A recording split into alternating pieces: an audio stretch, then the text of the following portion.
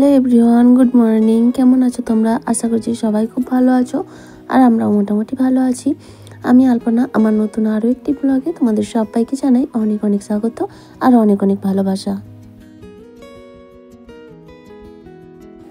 আজকের দিনটা হলো শনিবার, ঘড়িতে সময় ওই সকাল 6:30 মতো। তো ঘুম থেকে সবে মাত্র উঠলাম, আর উঠে বাসি কাজকর্ম শুরু করে দিয়েছি। তো আজকে মূলত তোমাদের সঙ্গে এই সকালের রুটিনটাই শেয়ার করব, আর আজকেও কিন্তু রান্নাবান্না নেই। তো যাই হোক বন্ধুরা, চলো আজকে এখন থেকেই তোমাদেরকে সাথে নিয়ে আজকের ভিডিও শুরু করছি। ঘুম থেকে উঠে আগে বাসনগুলো বাইরে বের করে দিয়েছি, আর তারপরে যে ঘরদোরগুলো ঝাড় দিয়ে নিচ্ছি, আর তারপরে একে একে সমস্ত বাসি কাজগুলো করে নেব। আর আজকে শরীরটা মোটামুটি ঠিকঠাক আছে, আর তোমরা অনেকেই কমেন্ট করেছো যে শরীরটা ভালো হয়েছে, শুনে খুব ভালো লাগলো। তো থ্যাংক ইউ সো মাচ গো। আমারও ভীষণ ভালো লাগছে যে তোমরা আমার জন্য এত ভাবো আর আমাকে নিয়ে এত চিন্তা করো। সত্যি তোমাদেরকে কি বলবো, তোমাদেরকে ধন্যবাদ দিয়ে ছোটো করার মতো আমার ইচ্ছা নেই। কারণ কি বলো তো, পরিবারের মানুষগুলো মানে পরিবারের মানুষ ছাড়াও যে বাইরের কেউ থাকে এত তোমাকে ভাবার জন্য, এত এত ভালোবাসা দেওয়ার জন্য, সেটা ইউটিউবে না এলে বুঝতেই পারতাম না। তোমরা আমায় চেনো না জানো না, এই ভিডিওর মাধ্যমেই দেখো, তাতেই তোমরা আমাকে এতটা ভালোবাসা দিয়েছো, এতটা মানে পছন্দ করছো, আর এত চিন্তা করো আমাকে নিয়ে।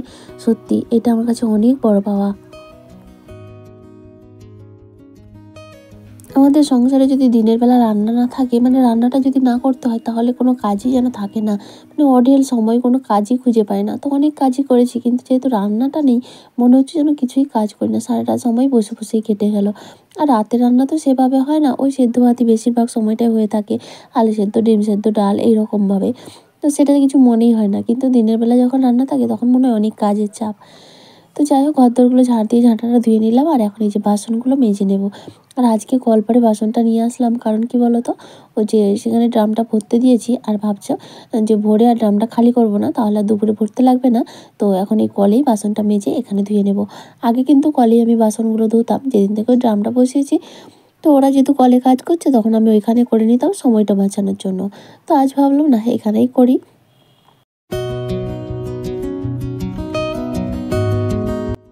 শ্রেয়সী ব্লগ কমেন্ট করেছে যে প্রত্যেকটা মেয়ে যে কাজটা করতে পারে না, সেটা তার মেয়েকে দিয়ে করানোর চেষ্টা করে। আর আমিও আমার মেয়েকে দিয়ে আমি যা করতে পারিনি সেটাই করার চেষ্টা করছি, মানে স্বপ্ন পূরণ করার চেষ্টা করছি। প্লিজ পাশে থেকো। থ্যাংক ইউ সো মাচ সুন্দর একটা কমেন্ট করার জন্য, এবং তোমার এই কমেন্টের মাধ্যমে তুমি আমার মতামতকেই সমর্থন করেছো, মানে আমারও ঠিক একই ইচ্ছা। তো যাই হোক, আমরা সবাই সবার পাশে থাকলে নিশ্চয়ই একদিন না একদিন হয়ে উঠবে। আর তো অবশ্যই পাশে আছি, তোমরাও আমার পাশে থেকো। করুণাবালা আইডি থেকে দিদিভাই কমেন্ট করেছে যে তোমার কথাগুলো শুনলাম, ভিডিওটা খুব ভালো লাগছে, আর শুনে খারাপ লাগছে। কোনো কাজ শেখার পর যদি করতে না পারে, সত্যি ভীষণ খারাপ লাগে। হ্যাঁ গো দিদিভাই, ঠিক প্রচুর খারাপ। এখন তো বেশ হয়ে গেছে, এখন আর কিছু মনে হয় না। বেশ কিছুটা বছর তো পেরিয়ে গেছে। প্রথম প্রথম ভীষণ কষ্ট হতো, কি বলে না, আমরা মানুষ হচ্ছে অভ্যাসের দাস, আর আমরা সইতে সইতে ঠিক সয়ে যায় একদিন। তো সেই সমস্ত কিছু প্রায় ভুলতে বসেছি। তো এখন শুধু একটাই লক্ষ্য, মেয়েকে মানুষের মতো মানুষ করা। তো প্লিজ তোমরা সবাই আশীর্বাদ করো ওকে, যেন আমি যে ইচ্ছা নিয়ে এত লড়াইয়ে নেমেছি, সেই ইচ্ছা যেন পূরণ করতে পারি। কামাল হাসদা থেকে কমেন্ট করেছে ওই আইডি থেকে, জানি না দিদিভাই না দাদাভাই, কমেন্ট করেছে যে তোমার আর তোমার মেয়ের প্রতি রইল অনেক ভালোবাসা, আর পাশে থেকো, পাশে আছি। থ্যাংক ইউ সো মাচ গো। এই এত সুন্দর একটা কমেন্ট করলে, এই কমেন্টগুলো পড়লে না আমি ভীষণ মোটিভেট হই। কারণ আমার এই লড়াই না অনেক বাধা বিপত্তি, অনেক প্রতিকূলতা, মানসিক টেনশন, অনেক কিছু আছে। তো সেই সমস্ত কিছুর ঊর্ধ্বে, তো মানে সেই সমস্ত কিছুকে সরিয়ে রেখে, মানে সেটা তো মনের মধ্যে রয়েছেই। তো সেই সমস্ত কিছু প্রতিকূলতাকে পার করে এগিয়ে যাওয়ার জন্য কিছু তো মোটিভেশন দরকার, আর সেটা তোমাদের কাছ থেকেই পেয়ে থাকি। Thank you so much. আর আনন্দী নামে একটা আইডি থেকে কমেন্ট করেছো, তোমার ভিডিও দেখলাম খুব ভালো লাগলো। থ্যাংক ইউ সো মাচ গো। সুদীপ্তা ভট্টাচার্য দিদিভাই কমেন্ট করেছি, তোমার কাজ খুব সুন্দর, তোমার নতুন বাড়ি হলে খুব সুন্দর করে গুছিয়ে রাখবে। থ্যাংক ইউ সো মাচ দিদিভাই, আশীর্বাদ করো যেন তাড়াতাড়ি একটা ছোট্টখাটো একটা বাড়ি করতে পারি। আমার কোনো বড় বাড়ি করার ইচ্ছা নেই, একটা ছোট্ট বাড়ি, ছোট্ট একটা রান্নাঘর সুন্দর করে সাজিয়ে গুছিয়ে রাখবো। আর এটা তোমাদের সব মেয়েদেরই স্বপ্ন থাকে, তাই না? তো আমারও আছে, জানি না কবে সে স্বপ্ন পূরণ হবে। তোমরা অনেক অনেক আশীর্বাদ করো।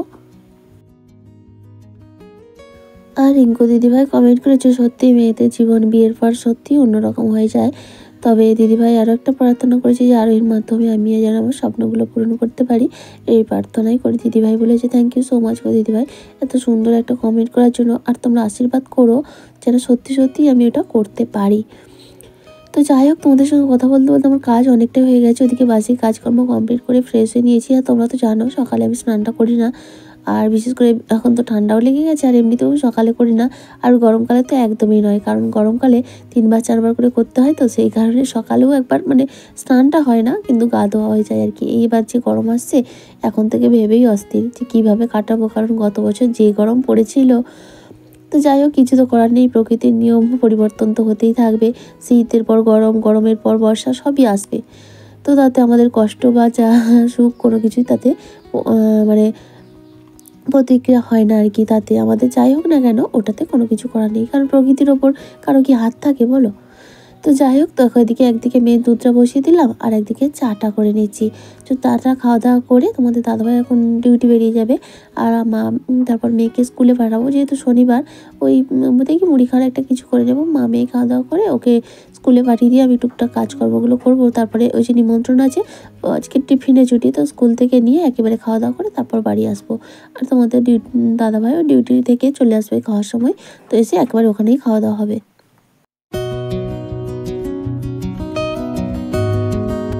অনুভা তারা নামে এক নতুন বন্ধু আমার কমেন্ট করেছে যে হ্যাঁ, তোমার এই কথাগুলো শুনলাম আর খুব ভালো লাগলো, আর হ্যাঁ তুমি মেয়েকে মানে তোমার যা মনের ইচ্ছা মেয়েকে দিয়ে পূরণ করো।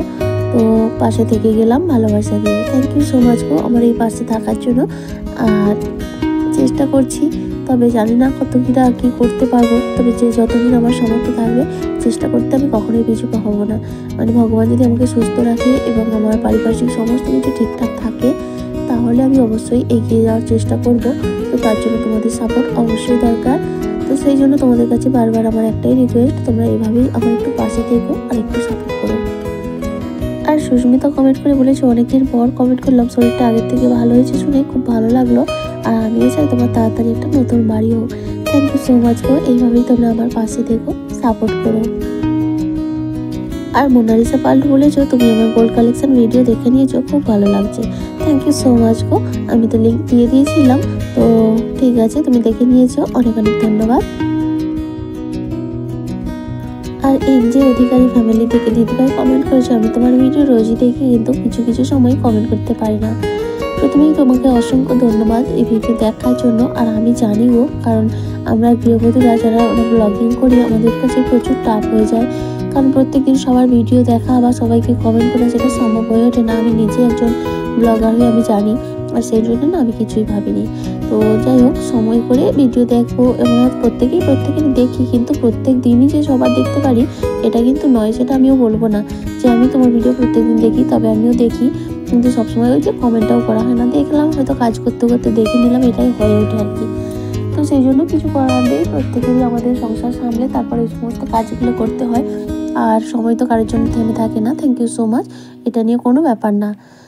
তো যাই হোক, তোমাদের সঙ্গে কথা বলতে বলতে দেখো আমার কাজ অনেকটা এগিয়ে গেছে। ওদিকে বিছানা গুছিয়ে এই যে সকালে জল খাবারের জন্য আজকে একটু বেগুনি ভেজে নিচ্ছি, মা মেয়ে দুজনে খাবো। তো গরম গরম বেগুনি দিয়ে মুড়ি খেয়ে মেয়েকে স্কুলে পাঠিয়ে দেবো। আর তারপর আমি দিতে যাবো না, পাশের বাড়ির একজন দাদাভাই আছে, মানে ওনার মেয়েও যাবে, তো ওই যার সঙ্গে মেয়ে খেলে আর কি, তো তার সঙ্গেই পাঠিয়ে দেবো। বেকার বেকার আমি আর যাবো কেন, ওই ছুটির সময় যাবো একেবারে, ওকে নিয়ে এসে ওখানে খাওয়া দাওয়া করে নেবো। তো যাই হোক, বেগুনিগুলো আমি তোমাদের দাদাভাইয়ের মতো অতটা ভালো করতে পারি না, ও বেগুনিগুলো না ভীষণ ভালো হয়, একেবারে ফুলকো ফুলকো হয়ে যায়। তো যাই হোক, যেমন পারছি ওই খাওয়া গেলেই হবে আর কি, খুব ভালো হতে হবে এরকম কোনো ব্যাপার নয়। তো যাই হোক, কয়েকটা হয়ে গেছে, আর এই কয়েকটা হয়ে গেলে আমার মোটামুটি হয়ে যাবে। তো আরও একবার তোমাদের সবাইকে জানাই অসংখ্য ধন্যবাদ, যারা এত সুন্দর সুন্দর কমেন্ট করছো আমার ভিডিওতে, তাদের সবাইকে জানাই আমার তরফ থেকে অনেক অনেক ভালোবাসা। আর সেই সঙ্গে রিকোয়েস্ট, তোমরা এইভাবেই আমাকে সাপোর্ট করো আর এইভাবেই তোমরা পাশে থেকো।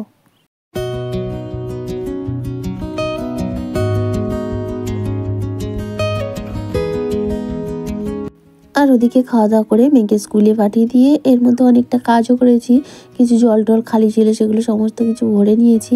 আর এখনও হাতেটা কিছু সময় রয়েছে, তাই ভাবলাম আলনাটা গুছিয়ে নিই, জামা কাপড়গুলো বিছানার মধ্যে পড়েছিল। আর রান্নাবান্না তো নেই আজকে, আর কোনো কিছু শেয়ারও করার নেই। আর যেহেতু আজকে মর্নিং রুটিনটাই শেয়ার করছিলাম, ভাবলাম তাহলে ভিডিওটা এখানেই শেষ করে দেবো। আর বিকেলে আবার মেয়ের গানের ক্লাস রয়েছে, ছবি আঁকার ক্লাস, মানে আজ শনিবার তো ওখানে খাইয়ে নিয়ে আসবো, তারপর ছবি আঁকার ক্লাসে যাবে। ওখান থেকে গানের ক্লাস করে একেবারে বাড়ি আসবে। আমিও যাবো 4টে নাগাদ, ওর গানের ক্লাসে স্যার আসার আগে ছবি আঁকার ক্লাসে তোমাদের দাদাভাই দিয়ে চলে আসবে। তাহলে বন্ধুরা চলো আজকের মতো টাটা।